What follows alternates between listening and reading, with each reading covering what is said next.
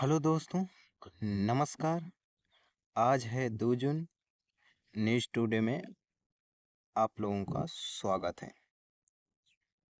ठीक है, आज का फर्स्ट न्यूज़ है, भारत ने ग्लेशियर संरक्षण पर उच्च स्तरीय अंतर्राष्ट्रीय सम्मेलन में ग्लेशियर के संरक्षण के लिए अपनी प्रतिबद्धता दोहराई है।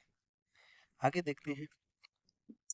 ग्लेशियर संरक्षण उच्च स्तरीय अंतर्राष्ट्रीय सम्मेलन ताजिकिस्तान की राजधानी दुशांबे में यूनेस्को और विश्व मौसम विज्ञान संगठन (WMO) के सहयोग से आयोजित किया गया है।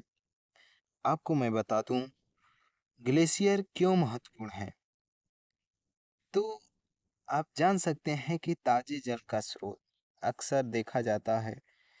ताजे जल का स्रोत जो पृथ्वी पर उपलब्ध जल का 3% ताजा जल है। इनमें से 2/3 जल ग्लेशियर में जमा होता है। ठीक है। नेक्स्ट, नदी की परिस्थिति तंत्र के लिए आवश्यक है। उदाहरण के लिए हिंदू कुश हिमालय के लगभग 94,000 ग्लेशियर सिंधु नदी घाटी प्रणाली जल प्रवाह से लगभग 40% का योगदान देती हैं। नेक्स्ट, पृथ्वी की जल का प्राकृतिक आर्काइव। इसका क्या मतलब है? इन ग्लेशियर में पृथ्वी के पिछले 8 लाख वर्षों तक जलवायु के रिकॉर्ड मौजूद हैं। आपको मैं बता दूं, इससे पहले ग्लोबल वार्मिंग और कूलिंग चक्रों को समझने में मदद मिलती है। ठीक है। नेक्स्ट, मानसून को प्रभावित करना। आपको जानकर आश्चर्य होगा, हिमालय के ग्लेशियर और हिंद महासागर के बीच तापमान में अंतर वास्तव में दक्षिण पश्चिम मानसून की भारत की मुख्य भूमि में प्रवेश को प्रभावित करता है। ठीक है। अब बात करेंगे हम ग्लेशियर के संरक्षण हेतु उठाए गए कदम। फर्स्ट है, भारत उठाए गए कदम है national mission on sustaining Himalaya ecosystem. इसका क्या मतलब है? आपको मैं बता दूं, यह भारत के जलवायु परिवर्तन से राष्ट्रीय कार्य योजना है, जिसे NAPC का एक प्रमुख मिशन है। ठीक है। नेक्स्ट, क्रोस्फियर जलवायु परिवर्तन अध्ययन केंद्र। इसके बारे में बताइए। ठीक है, बताते हैं। यह केंद्र भारतीय हिमालय क्षेत्र ग्लेशियर पर निगरानी रखने वे इनका अध्ययन करने के लिए स्थापित किया गया है। ठीक है। नेक्स्ट, आपदा से निपटने के लिए तैयारी। ग्लेशियर के लेक आउट बस्टन फ्लड के खतरे वाली जगह को पहचान की गई है, ताकि समय रहते कार्रवाई किया जा सके। अब हम उठाए गए कदम की बात कर लिए। अब हम देखते हैं कि भाई इसके वैश्विक स्तर पर उठाए गए कदम कौन से हैं। ये तो भारत ने उठाया। तो फर्स्ट है, यूनेस्को और यमो की पहल। वर्ष 2025 में अंतर्राष्ट्रीय ग्लेशियर संरक्षण वर्ष और 2025-2034 को क्रायोस्फीयर साइंस के लिए कार्रवाई का दशक घोषित किया गया था। ठीक है। नेक्स्ट है, पेरिस जलवायु परिवर्तन समझौता। इसका क्या मतलब है, बताइए। इस समझौते का मुख्य लक्ष्य है वैश्विक तापमान वृद्धि से पूर्व औद्योगिक स्तर स्तर के तुलना में मतलब 1.5 डिग्री सेल्सियस तक सीमित रखना। कहने का मतलब पेरिस जलवायु परिवर्तन समझौते था कि 1.5 डिग्री सेल्सियस तापमान नहीं बढ़ना चाहिए, उसी को सीमित रखने का प्रयास किया गया है। Next, international centre for integrated mountain development ICIMOD। ये क्या है, बताइए जरा। यह एक अंतर्राष्ट्रीय संस्था है। इसका उद्देश्य है हिंदू कुश हिमालय से संरक्षित रखने के प्रयास करना। ठीक है। नेक्स्ट, आगे बात करते हैं। अब दूसरी न्यूज है इजराइल। दूसरी न्यूज, इजराइल अपने दुश्मन के ड्रोन को लेजर सॉरी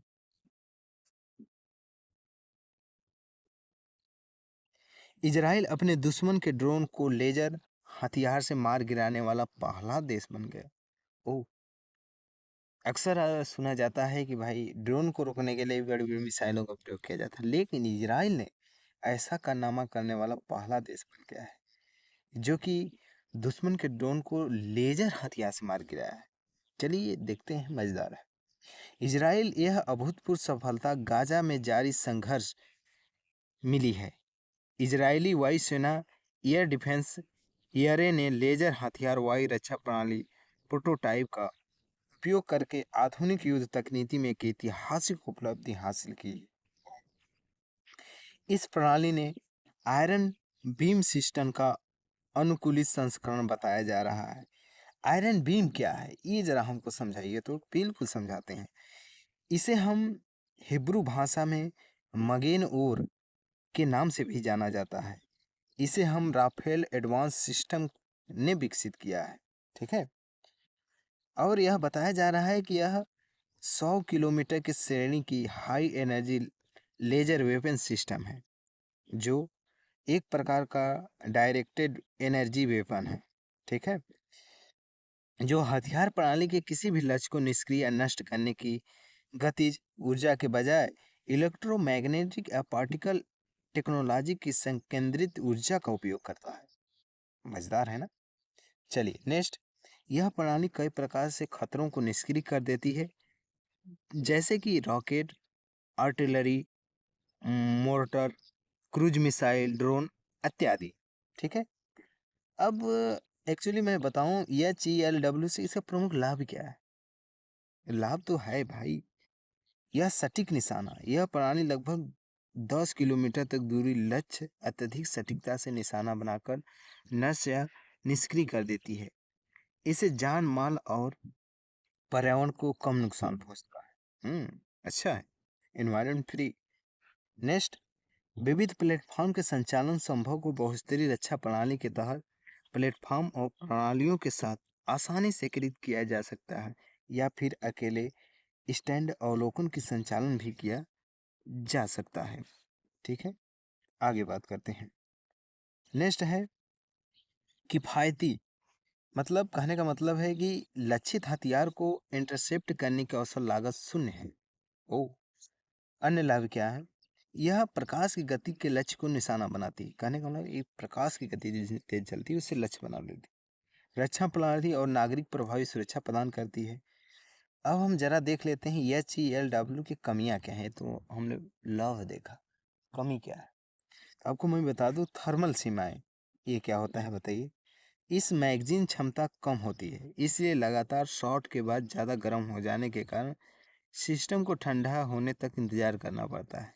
ओ, काफी कंसर्न बात है। अनुकूल मौसम होना जरूरी है। भारी बादल और खराब मौसम में यह प्रणाली प्रभावी रूप से कार्य नहीं कर सकती। ये तो बात सही। ठीक है। जरा ये बॉक्स में कुछ दिया गया है, इसको देख लेते हैं। यहाँ दिया गया है कि अन्य देश की डायरेक्टेड एनर्जी वेपन मतलब DEV की प्रणाली क्या है। एक्चुअली मैं बता दूं, यह संयुक्त राज्य America high energy laser with integrated optical dazzler and surveillance system direct energy manoeuvre short range air defence system है।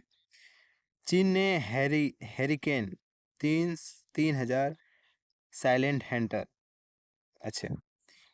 यूके ने ड्रैगन फायर रेडियो फ्रिक्वेंसी अच्छा और डेवलप किए हैं। रूस ने प्रेसवेट। अच्छा। भारत ने DRDO द्वारा विकसित drone detect enter action system, जिसे DIDD कह सकते हैं ना, MK2A।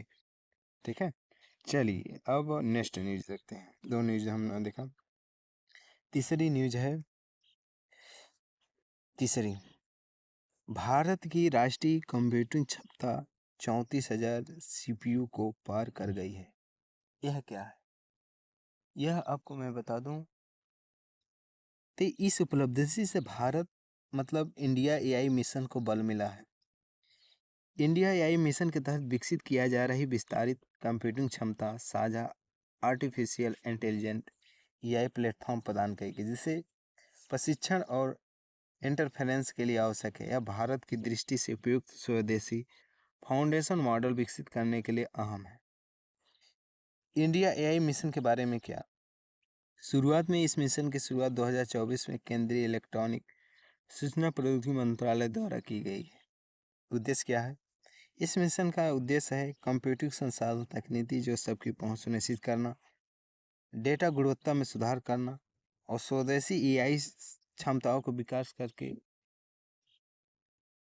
इनोवेशन को प्रोत्साहित करना। ठीक है, अब इसके कार्यान्वयन की एजेंसी की बात करते हैं। आपको मैं बता दूं यम-ई-आई-टी-वी के तहत इंडिया एआई नामक संस्था एक चलती है। हाँ, ये तो मैं जानता हूँ, आपको भी बताता हूँ।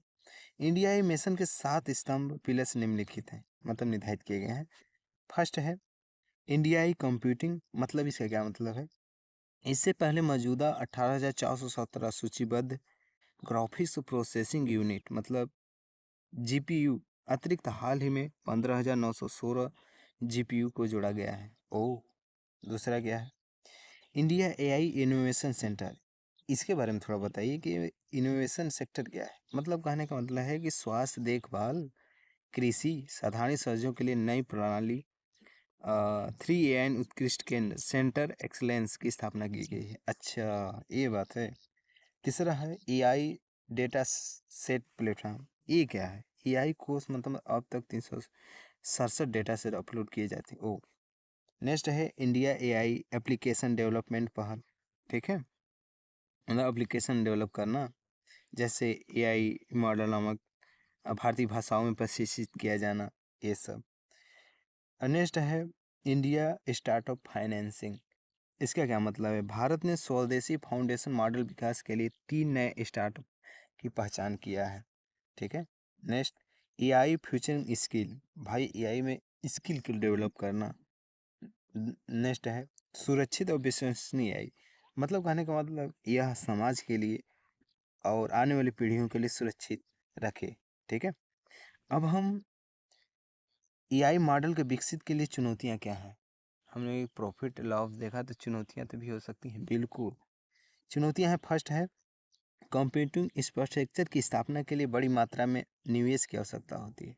कहने का मतलब इस क्षेत्र में निवेश काफ़ी ज़्यादा डिमांड करता है, काफ़ी खर्चीला है। ठीक है, नेक्स्ट है लार्ज लैंग्वेज मॉडल, विकसित करने पर अधिक ध्यान केंद्रित एआई अनुसंधान की अन्य संभावना वाले क्षेत्र की उपेक्षा कर सकती है।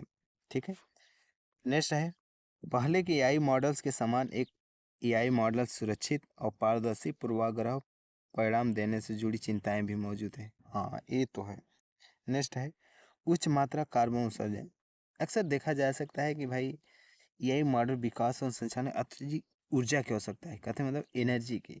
अगर हम लोग चैट जीपीटी गूगल जेमिनी मतलब अन्य जो एआई का प्रयोग करते हैं, ये काफ़ी अधिक ऊर्जा मतलब ग्रहण करती है, जिसे कार्बन उत्सर्जन में वृद्धि हो सकती है। इसी कारण पेरिस जलवायु परिवर्तन शिखर सम्मेलन ऊर्जा कुशल कंप्यूटिंग एआई प्रणाली को विकसित विषय बल दे दिया है। कंसर्न तो है। कंक्लूजन क्या है? तो मैं कंक्लूजन बता दूं कि इस समय सबसे बड़ी आवश्यकता नैतिक और जवाबदेही विकास को बढ़ावा देना है। इसलिए सरकार द्वारा वित्तपोषित एआई सेफ्टी संस्थानों की स्थापना की जा सकती है। एक्चुअली हाँ भाई, इस समय घनसाब धरना तो पड़ेगा ना। ठीक है, चलिए नेक्स्ट न्यूज है पूर्वोत्तर और कर्नाटक में भूस्खलन घटनाओं में कई लोगों की मौत हो गई। ओ, भूस्खलन की घटना है। आपको मैं बता दूं कि भूस्खलन ऐसी प्रक्रिया है जिसे परिणाम स्वरूप चट्टान, मिट्टी, मलबा सहित ढलान बनाने वाली सामग्री नीचे और बाहर की ओर संचलन कर देती है। कहने का मतलब जो भूस्खलन होता है, जो मिट्टी कंकड़ होते हैं नीचे की तरफ, वो ढलान की तरफ आने लगते हैं। भूस्खलन के लिए जिम्मेदार है प्राथमिक गुरुत्वाकर्षण होता है, जो ढलान के उस हिस्से का कार्य करता है जो संतुलित से बाहर। ओ, ऐसी बात है। अच्छा, चलिए आगे बढ़ते हैं, मजेदार है। भूस्खलन के आमतौर पर संचालन के प्रकार है, जैसे स्लॉइड कहते हैं, फ्लो, स्प्रेड, टॉफल, फॉल, ये सब के नाम से जाने जाते हैं। और संचालन सामग्री के प्रकार के पाते हैं, जैसे सैल, मलबा, मिट्टी आदि के मतलब ये सब होते हैं। ठीक है, चलिए अब ये सब बात करने के बाद हम बात करते हैं भूस्खलन के जिम्मेदार कारण क्या है। ये तो हमके जानना पड़ेगा ना कि भाई इसके लिए क्या कारण है। बिल्कुल हम बताते हैं। प्राकृतिक कारण है, प्राकृतिक कारण में आप सोचेंगे यार प्राकृतिक कारण कैसे हुए? मैं बताता हूँ। भूमिगत जल दबाव जैसे भूकंप, मूसलाधार, ज्वालामुखी उद्गार, भारी वर्षा आदि, ये सब प्राकृतिक कारण। और मानव जनित गतिविधियां भी है, कारण भी है, जैसे वनों की कटाई और निर्माण कार्य के दौरान मशीनरियों का उपयोग, यातायात से कंपन, सुरंग का निर्माण, ये सब तो भी मानव जनित कारण है। बिल्कुल। आगे बात करते हैं भूस्खलन के खतरे वाले क्षेत्र। हाँ ये तो है भाई, भारत के कौन ऐसे ऐसे क्षेत्र हैं जो भूस्खलन के लिए जिम्मेदार हैं? बिल्कुल बताता हूँ। इसरो के भारत भूस्खलन एटलस के अनुसार, मतलब इसरो जो डेवलप की थी, भारत भूस्खलन के सबसे अधिक खतरे हैं वाले शीर्ष 4 देशों शामिल हैं। शीर्ष 4 देशों में शामिल है, जैसे देश के कुल भौगोलिक क्षेत्र का लगभग 12%, 12.6% यानी 0.42 मिलियन वर्ग किलोमीटर भूस्खलन से ग्रसित हैं। ये क्षेत्र बर्फ से ढके क्षेत्र भी शामिल, मतलब इसमें बर्फ से ढके क्षेत्र शामिल नहीं किए गए, मतलब स्थलीय है। नेक्स्ट, भारत में जनित भूस्खलन घटनाएं होती हैं जिसमें 66.5 उत्तर पश्चिम हिमालय घटित है, मतलब हिमालय क्षेत्र है। उसके बाद पूर्वोत्तर हिमालय, मतलब 18.8%। ओह, मतलब पूर्वोत्तर क्षेत्र जैसे कि असम, बिहार, अरुणाचल प्रदेश से लेकर पश्चिमी घाट में लगभग 14.7% प्रभावित है। पश्चिमी से गुजरात वाला क्षेत्र, ठीक है। अब जरा हम बात करते हैं भूस्खलन घटनाओं को रोकने के लिए क्या सरकार की रणनीति क्या है? भाई रणनीति तो होनी चाहिए ना, बिल्कुल होनी चाहिए।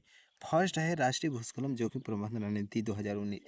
इससे भूस्खलन के खतरे वाले क्षेत्र की मैपिंग, निगरानी और प्रारंभिक चेतावनी प्रणाली की स्थापना आदि शामिल है। ओ, नेक्स्ट है एनडीएमए, भारत भूस्खलन जोखिम शमन योजना, राष्ट्रीय आपदा प्रबंधन प्राधिकरण, मतलब नेशनल डिजास्टर मैनेजमेंट एक्ट। इस योजना के अंतर्गत शायद विशिष्ट भूस्खलन शमन परियोजनाओं के लिए वित्तीय सहायता भी प्रदान की जाए, आवश्यकता तो है भाई। नेक्स्ट है राष्ट्रीय भूस्खलन आंशिक मानचित्र, मतलब इस कहने का मतलब इसका है कि इसके तहत भूस्खलन खतरे वाले जो क्षेत्र हैं उसका डेटाबेस तैयार होना चाहिए, मालूम होना चाहिए, किसी नियमित अपडेट किया जा सके, ठीक है। ये सब है। ये देखिए अपना इंडिया है, प्यारा भारत है, ये मैप है। ये जो आपको भारत भूस्खलन का प्रमाण क्षेत्र जो आपको वेलोर दिख रहा है ना, ये सब खतरे वाले हैं। ये हम लोगों जो हिमालयी क्षेत्र है, ये पूर्वी क्षेत्र है, देखिए ग्रसित दिख रहा है, ये अपना पश्चिमी क्षेत्र है जो काफी भूस्खलन से ग्रसित रहता है, ठीक है, ये हिमालय क्षेत्र। आगे चलते हैं, चलिए नेक्स्ट न्यूज है पंडित दीनदयाल उपाध्याय जी एकात्मक मानववाद दर्शन की 60वीं वर्षगांठ मनाई गई। 60वीं वर्षगांठ, मतलब पंडित दीनदयाल उपाध्याय जी का जन्म 25 दिसंबर 1916 में हुआ था, ये मालूम होना चाहिए। यह स्वतंत्रता प्राप्ति के बाद उन्होंने देश की दिशा देने वाले भारतीय दृष्टिकोण का आधार बनाकर एकात्मक मानववाद सिद्धांत को प्रस्तुत।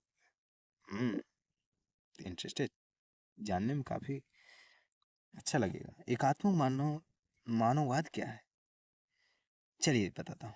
यह दर्शन निम्नलिखित 3 सिद्धांतों पर कार्य करता है। समष्ट प्रधानता और धर्म की सर्वोच्चता और समाज की स्वायत्तता है, ये तीनों की बात करूंगा। यह दर्शन की एकता सद्भाव पर बल देता है। यह शरीर, मन, बुद्धि, आत्मा के समान महत्व देने की बात करता है। एक्चुअली मैं बता दूं, वास्तव में इन चारों संतुलन का विकास ही सार्थक जीवन का आधार है। अगर मैं एकात्मक मानववाद के सिद्धांत के अनुसार मैं बात करूं तो प्रत्येक देश की एक विशिष्ट संस्कृति और समाज मूल की भावना होती है। आपको जानकर आश्चर्य होगा जिसे चित्त कहा जाता है। आपको मैं बता दूं, इसके साथ ही प्रत्येक समाज कुछ विशेष सनातन विशेषता होती है जिन्हें विराट के रूप में जाना जाता है। ओ, नेक्स्ट, अब आगे बात करते हैं एकात्मक मानववाद की समकालीन प्रासंगिकता क्या है। इसमें भाई बात कर रहे हैं तो कुछ प्रासंगिकता बिल्कुल है। सहभागिता आधारित शासन प्रणाली, एक्चुअली इसका मैं मतलब बता दूं कि इस दर्शन का परिवार से लेकर शासन तक सभी संस्थाएं समुचित और समय ढंग से संचालित होनी चाहिए। अच्छा नहीं है। आत्मनिर्भर और विकेंद्रित आर्थिक मॉडल, इसका मतलब है कहना चाहता है इसमें गांव के विकास का केंद्र भी माना गया है। नेक्स्ट है नीति निर्माण। अंत्योदय का विचार सर्वजन हितदायक है, भारतीय परंपराओं को दर्शन के मूल में रखा है। ठीक है। नेक्स्ट है साधारणी उपयोग। इस दर्शन ने श्रम, प्राकृतिक और संसाधनों पूंजी का ऐसा संतुलन उपयोग करके बल देता है जिसे हर व्यक्ति को गरिमापूर्ण जीवन जीने का अवसर मिल सके। अच्छा है। यह पर्यावरणीय न्याय, इन्वायरमेंट जजमेंट मतलब न्याय, यह साधारण तरीके से प्राकृतिक संसाधनों का उपयोग और डी इकोलॉजिकल सिद्धांत को बढ़ावा देता है। कितनी अच्छी बात है जो हम लोगों को सीखना चाहिए। डीप इकोलॉजी इस प्रकार के पर्यावरणीय दर्शन जो प्राकृतिक केवल मानव उपयोग के संसाधन के रूप में नहीं बल्कि उसकी स्वाभाविक अंतर्निहित मूल्य के साथ अस्तित्ववान मानता है। ओ इंटरेस्टेड। संस्कृति की विकास। हम लोग अक्सर देखते रहते हैं कि भारत संस्कृति विरासत के संरक्षित करने और उसे बढ़ावा देने का समर्थन करता है, क्योंकि आज के समय वर्तमान के समय में इसका काफी आवश्यकता है। ठीक है। चलिए, ये सब बात करने के बाद हम नेक्स्ट न्यूज की बात करते हैं। ये है प्रधानमंत्री ने कहा कि सरकार महिला केंद्र विकास शासन का आधार बना रही है। ओ, हाल में प्रधानमंत्री ने लोक माता देवी अहिल्या होलकर को 300वीं जयंती पर आयोजित महिला शक्तिकरण महासम्मेलन को संबोधित किया। इस अवसर पर उन्होंने कहा कि सरकार ने महिला के नेतृत्व विकास को राष्ट्रीय प्रगति की नींव बना दी है। बिल्कुल। महिला विकास बना महिला नेतृत्व विकास। ये देखते हैं पहल क्या है। पहल है मूल दर्शन।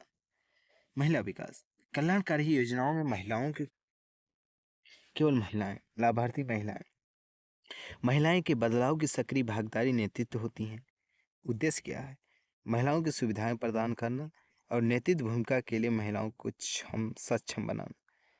बिल्कुल। महिलाओं की भूमिका। महिलाओं सहायता प्राप्त करने वाले लाभार्थी होती हैं। महिलाएं परिवर्तन की भागीदारी और निर्णय की प्रक्रिया का अंग होती हैं। तरीका।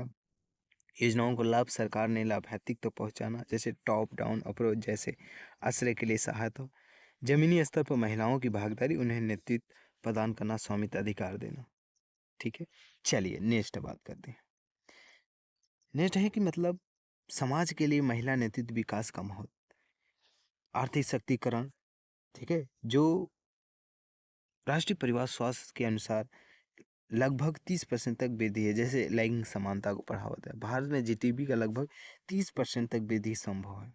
ओ लैंगिक समानता में मतलब नेतृत्व भूमिकाओं महिलाओं की भागीदारी समाज रोल मॉडल के रूप में स्थापित कर सकती हैं, जिससे समाज और मानदंडों महिलाओं की भूमिका क्षमता को लेकर सकारात्मक परिवर्तन आ सकता है।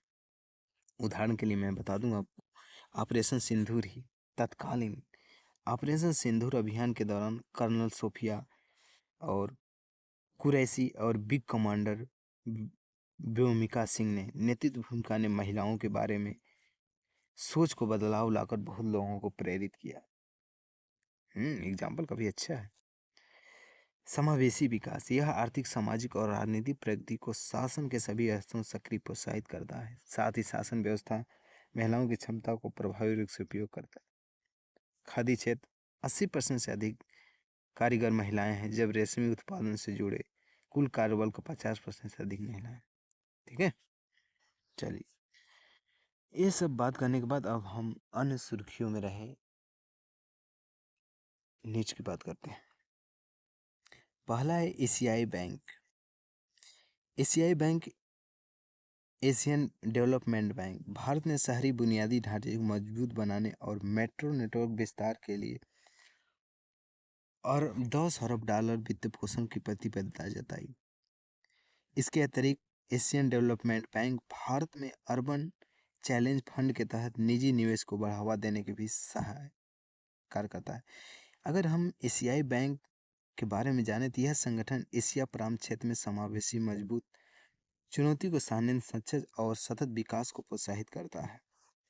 वर्तमान में 1966 में इसकी स्थापना की गई। इसके 31 सदस्य हैं और अब यह संस्था बढ़कर 69 हो गई है। इनमें से 50 एशिया प्रांत और प्रशांत क्षेत्र से हैं और 19 अन्य क्षेत्र से हैं। ठीक है। मुख्यालय एशियन एशियाई विकास बैंक की मुख्यालय है फिलीपींस, जिसकी राजधानी मनीला है। ठीक है। एडीबी के 5 सबसे बड़े शेयर धारक हैं जापान, संयुक्त राज्य अमेरिका, प्रत्येक के पास शेयर 15%, 15.6%, चीन के पास 6.4%, भारत के पास 6.3% और ऑस्ट्रेलिया के पास 5.8% शेयर है। ठीक है। चलिए नेक्स्ट न्यूज है गाजा ह्यूमैनिटेरियन फाउंडेशन। ये क्या है?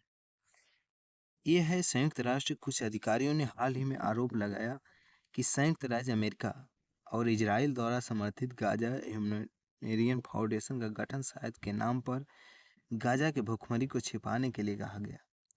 एजेंसियों ने इस कार्रवाई को एड वॉशिंग की संज्ञा दी है। अगर हम गाजा ह्यूमैनिटेरियन फाउंडेशन के बारे में बात करें तो यह स्विट्जरलैंड की एक चैरिटेबल संस्था है। इसकी स्थापना 2025 में कानूनी रूप से शिफ्टिंग के तहत हुई थी। यह संस्था स्वास्थ्य देखभाल, मानवीय और आपदा राहत, गैर लाभकारी और धर्मार्थ जैसे कई अन्य उद्देश्यों के लिए अनुदान प्रदान करती है। यह संस्था संयुक्त राष्ट्र की संस्था नहीं है, याद रहेगी। यह संयुक्त राष्ट्र संस्था नहीं है। इससे मुख्य चिंताएं क्या है? यह संस्था सहायक वितरण की निष्पक्षता और तटस्थता, मानवता और स्वतंत्रता के सिद्धांतों का उल्लंघन करती है। ओह, ऐसा क्यों? क्योंकि मानवीय सहायता को राजनीतिक हथियार नहीं बनाया जाना चाहिए और न ही उसके उपयोग को भ्रामक उद्देश्य के लिए किया जाना चाहिए। ठीक है। Gaza humanitarian foundation. चलिए नेक्स्ट। असम में नौपाषाणकालीन आवास। ये क्या है? यह दाओजली हेडिंग पॉइंट मिले मिट्टी और लौह अवशेष नौपाषाण काल के प्रारंभिक धातु कर्म का प्राण देते हैं। ठीक है। और दाओजली हैंडिंग क्या है? यह एक नौपाषाण कालीन स्थल है जो असम के दीमा हसाओ जिले में ब्रह्मपुत्र नदी घाटी के पास स्थित है। भारत ने पहली बार पूर्वी एशियाई नौपाषाण संस्कृति के डबल शोल्डर्स केसल्ट और रस्सी जैसी डिजाइन वाले मितभांड के प्राण यही से प्राप्त हुए प्रमाण। ठीक है। अगर हम नौपाषाण काल की बात करें तो लगभग 6000 ईस्वी पूर्व से 1000 ईस्वी पूर्व में देखा गया। यह पाषाण युग का अंतिम चरण नौपाषाण। इस काल में कृषि का विकास और पालिश किए हुए पत्थर और अधिक परिष्कृत औजार का उपयोग शुरू हुआ। अन्य नौपाषाण काल स्थल यह कश्मीर, बुर्जहोम और गुफ कराल और कनिष्पुर में है। यह गंगा घाटी के चोपनानी, कमांडो, कुलिहावा, लोहारदो, महागरा में स्थित है। Next, operation spider web. ये क्या है? यूक्रेन ने ऑपरेशन स्पाइडर वेब के तहत रूस पर अपने सबसे बड़े ड्रोन हमला के अंजाम दिया। इसे रूस यूक्रेन युद्ध में अब तक सबसे विध्वंस हमला बताया जा रहा है। ऑपरेशन स्पाइडर वेब के बारे में, यह अभियान यूक्रेन की सुरक्षा सेवा द्वारा संचालित किया गया। ऑपरेशन एफपीवी मतलब फर्स्ट पर्सन व्यू ड्रोन का उपयोग करके रूसी वायुसेना के सामरिक वर्मवेशक विमानों को निशाना बनाया गया।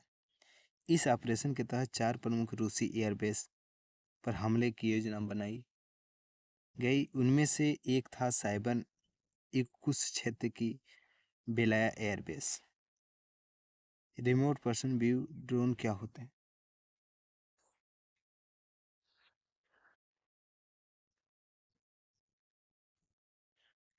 यह मानव रहित हवाई वाहन होते हैं जिस ड्रोन पर लगे camera field real time operator चश्मे के स्टीम किया गया है जाता है, जिसे ड्रोन को मानव खुद से नियंत्रित कर रहा है। ये हमले के सटीक और लो प्रोफाइल उच्च गतिशीलता के लिए जाने जाते हैं। ठीक है। चलिए नेक्स्ट न्यूज है अजित प्रतीक्षा। ये क्या है? मजा आएगा जानने।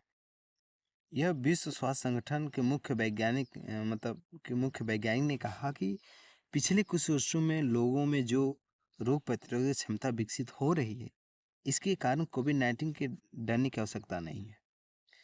अर्जित प्रतिरक्षा के बारे में ये क्या है, तरह जरा हमको बताइए। बिल्कुल बताते हैं। इसे अनुकूली प्रतिरक्षा के रूप में जाना जाता है। इस प्रकार की प्रतिरक्षा प्रणाली जो कि किसी भी विशिष्ट एंटीजन जैसे कि रोगजनक वैक्सीन संपर्क आने के बाद विकसित होती है। जन्मजात प्रतिरक्षा जन्म से मौजूद विपरीत यह तब तक विकसित होती है जब किसी व्यक्ति की प्रतिरक्षा प्रणाली बाहर रोगजनक एंटीजन से लड़ती है। ओ, अच्छा, समझ गए। इसे विशिष्ट प्रतिरक्षा भी कहा जाता है क्योंकि यह किसी विशेष एंटीजन के खिलाफ विशेष प्रतिक्रिया देती है। अच्छा, अर्जित प्रतिरक्षा के लिए जिम्मेदार श्वेत रक्त कोशिकाएं, लिम्फोसाइट, टी कोशिकाएं, बी कोशिकाएं भी शामिल हैं। ठीक है, चलिए नेक्स्ट न्यूज है ऑपरेशन शील्ड। ऑपरेशन शील्ड क्या है, ये कैसा ऑपरेशन है? भारत ने ऑपरेशन शील्ड के तहत सीमावर्ती क्षेत्रों संभावित बाहरी खतरों से निपटने की तैयारी के आकलन करने के लिए व्यापक मॉक ड्रिल आयोजित किया हाल ही में। ऑपरेशन शील्ड के बारे में देखते हैं, इसके बारे में जरा बताइए, मजा आएगा। उद्देश्य है कि बाहरी खतरों स्थिति उद्देश्य की तैयारी को जायजा लेना और उसको मजबूत करना। ओह, ऐसी बात है। इस ड्रिल के दौरान दुश्मन के हवाई हमलों, ड्रोन के हमलों, मिसाइल हमलों, सामूहिक रूप से निकासी जैसे अलग अलग आपातकालीन स्थितियों से बचने के तरीकों का अभ्यास किया गया। ड्रिल में शामिल प्रमुख गतिविधियां थी सिविल डिफेंस, स्वयंसेवकों को आपात स्थिति और सामान्य स्थिति को बुलाना का तलब करना, संकट के समय निकासी और अभ्यास करना, आपातकालीन संचार प्रणाली का प्रशिक्षण करना शामिल। ठीक है। सैटेलाइट कम्युनिकेशन ये क्या है, जरा बताइए। ये तो सैटेलाइट जैसे लग रहा है, बिल्कुल लग रहा है। बात करते हैं, भारत ने निजी टेलीकॉम ऑपरेटर सैटेलाइट आधारित संचार नेटवर्क का निर्धारण की चिंता जताई। ओह, ऐसा क्यों? सैटेलाइट कम्युनिकेशन के बारे में जानते हैं। सैटेलाइट कम्युनिकेशन का मतलब है ऐसा कोई भी संचार जिसे कृत्रिम उपग्रह का उपयोग करके सिग्नल भेजने में किया जाता है। हाँ, ये तो मालूम था। यह एक प्रकार का वायरलेस संचार प्रणाली है जिसमें उपग्रह की एक रिले स्टेशन की तरह काम करता है और धरती पर दूर दराज के इलाकों में डेटा पहुंचाने में भी मदद करता है। इसकी मुख्य विशेषताएं क्या हैं? आपको बता दूं कि यह लंबी दूरी संचार व्यवस्था की संभव बनाता है, जैसे रेडियो फ्रिक्वेंसी पर कार्य करता है, दूरस्थ और दुर्गम क्षेत्रों सहित वैश्विक कवरेज भी प्रदान करता है। अच्छा है ना? ठीक है। सेट कॉम द्वारा आमतौर पर इस्तेमाल किए जाने वाली कक्षाएं आपको मैं बता दूं, निम्न भू कक्षाएं ELEO, मध्य भू कक्षा EMEO और भू स्तरीय उपग्रह GCO भी कार्य करता है। ठीक है, आगे बात करते हैं। नेक्स्ट है व्यक्तिगत अधिकार। ये क्या है? दिल्ली हाई कोर्ट ने हाल ही में ईसा फाउंडेशन संस्थापक के व्यक्तिगत का अधिकार और प्रचार का अधिकार की रक्षा हेतु महत्वपूर्ण आदेश पारित किए। अच्छा, जरा बात करें तो जाने तो व्यक्तिगत अधिकार का मतलब होता है कि व्यक्ति के अधिकार को किसी भी कानून से परिभाषित नहीं किया जा सकता। हाँ, ये तो बात सही है। यह आमतौर पर दो प्रकार के होते हैं, जैसे प्रचार का अधिकार, दूसरा है निजता का अधिकार। प्रचार का अधिकार मतलब संविधान का अनुच्छेद 19 के अंतर्गत है, फ्रीडम। निजता का अधिकार है 21। ठीक है। अगर सरल शब्दों में आपको मैं समझाऊं तो यह अधिकार किसी व्यक्ति को अपने नाम, छवि और पहचान की रक्षा करने और नियंत्रित करने का अधिकार देता है। हाँ, ये तो है। व्यक्तिगत अधिकार में ट्रेड मार्क अधिनियम 1919 कार्य करता है, कॉपीराइट अधिनियम 1957 करता है, जैसे कानून के तहत सुरक्षा प्रदान की गई। ओह, अच्छा। अब आप आगे बात करते हैं सुर्खियों में रहे व्यक्ति जिनका नाम आप लोगों में जानते ही होंगे, जिनका नाम है लोक माता देवी अहिल्या होलकर, जिनका जन्म था 1725 से लेकर 1795 तक। लोक माता अहिल्या होलकर ने 300वीं जयंती देशवासी श्रद्धांजलि अर्पित की अहिल्या होलकर के बारे में। हाँ, ये मालवा राज्य के होलकर वंश की रानी थी। उन्होंने दार्शनिक रानी के रूप में जाना जाता है। प्रारंभिक जीवन, यह जन्म चोड़ी गांव अहमदनगर महाराष्ट्र में हुआ था। अच्छा, विवाह किसे हुआ था? मल्हार राव होलकर से हुआ था जो मालवा क्षेत्र के शासक थे। अच्छा, आगे बताइए इनके बारे में भाई। शाही उत्तराधिकारी या पेशवा का अहिल्या मालवा के शासन को सौंपा जो 1764 में इंदौर की शासकीय भी बनी। ओह, काफी होनहार थी। योगदान की बात करें तो यह उन्होंने महेश्वर से कपड़ा उद्योग की स्थापना की जो आज महेश्वरी साड़ियों के लिए प्रसिद्ध है। हाँ, ये तो मंदिर के निर्माण में जीर्णोद्धार रानी ने 12 ज्योतिर्लिंगों में से 2 का निर्माण करवाया था। ओह! काशी विश्वनाथ जोड़ी का करवा अच्छा। गुजरात पुराने सोमनाथ मंदिर का निर्माण है जो हालिया मंदिर के नाम से भी प्रसिद्ध है। अच्छा। हरिद्वार के काशी सोमनाथ रामेश्वर जैसे तीर्थ मंदिरों का जीर्णोद्धार करवाया। काफी सराहनीय कार्य है। स्थापत्य कला नर्मदा नदी किनारे महेश्वर किला अहिल्या किला का निर्माण करवाया था। उन्होंने महिला सेना भी गठित किया जो राज्य की रक्षा और कानून व्यवस्था और महिला शक्तिकरण का प्रतीक है। ये हम लोगों ने बात किया लोक माता अहिल्या बाई होलकर। हम लोगों ने एक्चुअली में संडे मतलब 1 तारीख और 2 तारीख दोनों न्यूज इसमें शामिल है, इसलिए संडे को नहीं, संडे को छुट्टी रहता है, इसलिए दोनों न्यूज को मंडे को सोमवार को डिस्कस किया जाता है। ठीक है दोस्तों, हम लोगों ने पूरे न्यूज डिस्कस किया और सुर्खियों में रहा व्यक्ति भी देखा मत होलकर के भेजे जाना, इसलिए अब हमें दीजिए जय हिंद जय भारत।